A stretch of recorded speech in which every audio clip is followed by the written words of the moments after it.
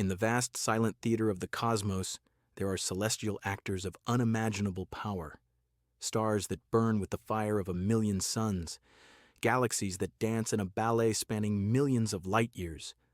But among them lurks a monster, a silent, invisible predator that consumes everything it touches, a place where the laws of physics as we know them break down, and space-time itself is torn asunder.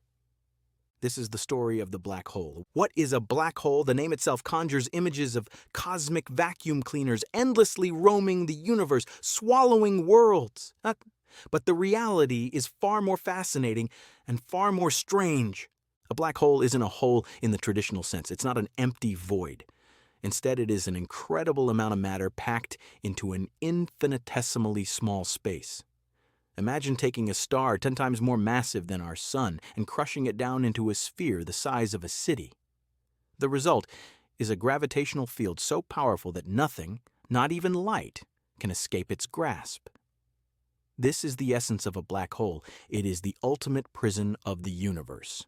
To understand how these cosmic monsters are born, we must first witness the spectacular death of a star. Our journey begins with a star far more massive than our own sun. For millions of years, this stellar giant has been a beacon in the cosmos. Its core is a nuclear furnace, fusing lighter elements into heavier ones, releasing a tremendous amount of energy. This outward push of energy perfectly balances the inward crush of the star's own immense gravity. It exists in a delicate cosmic equilibrium. But this balance cannot last forever. Eventually, the star runs out of fuel. The nuclear reactions in its core begin to slow down and cease. With the outward pressure gone, gravity, the relentless force that has shaped the star's entire life, finally wins. In a fraction of a second, the star's core collapses catastrophically under its own weight. This collapse triggers a violent rebound, a titanic explosion known as a supernova. The star's outer layers are blasted into space, enriching the cosmos with the heavy elements necessary for life. But what's left behind is the true focus of our story. If the original star was massive enough, typically more than 20 times the mass of our sun, the force of gravity is so overwhelming that the core continues to collapse indefinitely.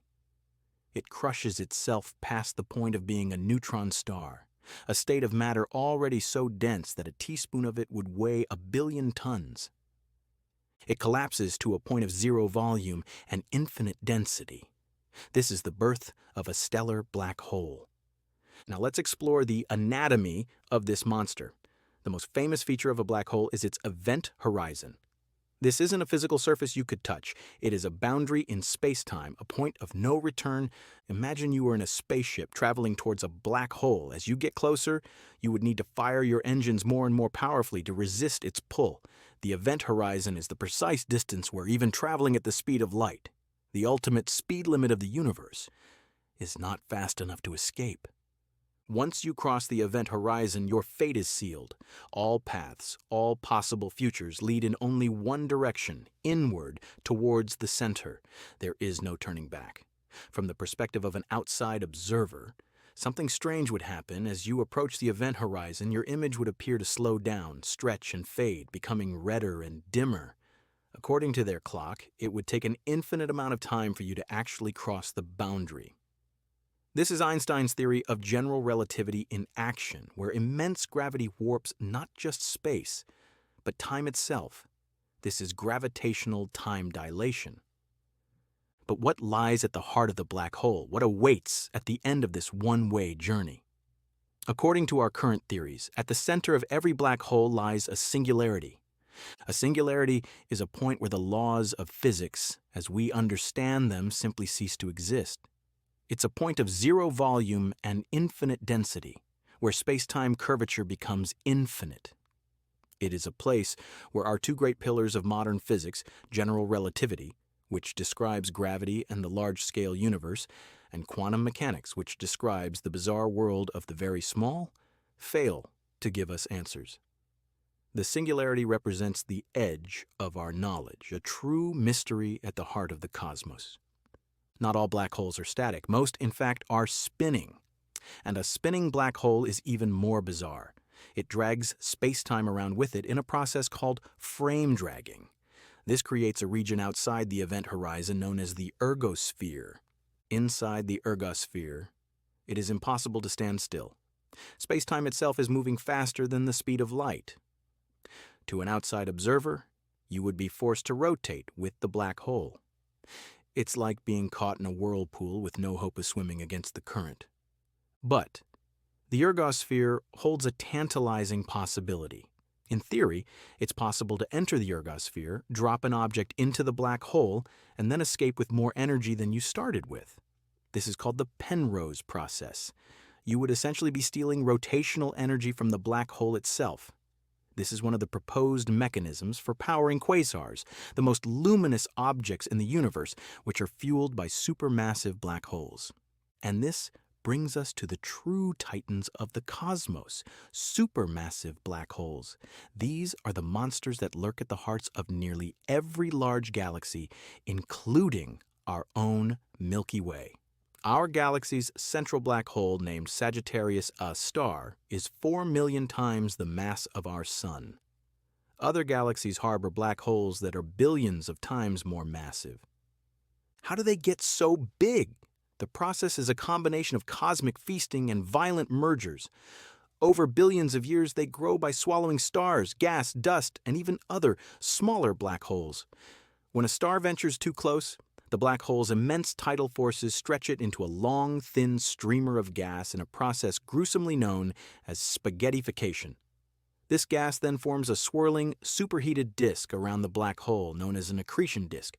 Friction within this disk heats the gas to millions of degrees, causing it to glow brightly across the electromagnetic spectrum, from radio waves to X-rays. It is this light from the accretion disk, the final scream of matter before it is consumed, that allows astronomers to see the invisible. For decades, black holes were thought to be eternal prisons. Once something fell in, its information was lost forever. But in 1974, a young physicist named Stephen Hawking proposed a revolutionary idea that would change our understanding of black holes forever. He argued that black holes are not completely black. Hawking combined the principles of general relativity with quantum mechanics and made a stunning prediction. He theorized that due to quantum effects at the event horizon, black holes should slowly leak radiation. This effect is now known as Hawking radiation. Here's a simplified way to think about it. In the empty vacuum of space, pairs of virtual particles, a particle and its antiparticle, are constantly popping into existence and then annihilating each other in a flash. Usually this process is undetectable, but if a pair of these particles appears right at the edge of a black hole's event horizon, it's possible for one particle to fall into the black hole while the other escapes. To an outside observer, it looks as if the black hole has just emitted a particle. Now, according to the famous equation E equals mc squared, mass and energy are two sides of the same coin. By emitting this particle, the black hole must lose a tiny amount of its own mass and energy. This means that black holes are not eternal. They evaporate. The process is incredibly slow. For a black hole the mass of our Sun, it would take longer than the current age of the universe to evaporate completely. But Hawking's theory implies that over unimaginable timescales, every black hole will eventually radiate away its mass and vanish in a final flash of gamma rays. Nothing, it seems, lasts forever, not even the universe's ultimate monster. So what would it actually be like to fall into a black hole? Let's take a hypothetical journey. As you cross the event horizon, you wouldn't necessarily feel anything dramatic at that exact moment, especially if it's a supermassive black hole, where the tidal forces at the horizon are weaker. But your view of the universe would be profoundly strange. Looking forward towards the singularity, you would see the entire future history of the universe flash before your eyes in an instant, due to extreme time dilation. Looking back, you would see the universe you left behind, distorted and blue-shifted. But this strange spectacle would be short-lived. As you get closer to the singularity, the tidal forces would become immense. The gravity at your feet would be so much stronger than the gravity at your head that you would be stretched longer and longer, thinner and thinner, like spaghetti. You would be torn apart, atom by atom, before you ever reach the center. Black holes are more than just cosmic curiosities. They are cosmic laboratories that push our understanding of physics to its absolute limits. They force us to confront the deep connections between space, time, gravity, and the quantum world. They hold the clues to understanding the birth of our universe, and perhaps its ultimate fate. They are the ultimate monsters of the cosmos, but they are also the ultimate teachers. In their darkness, we find the brightest light of scientific inquiry, forever pushing us to explore the secrets of our universe.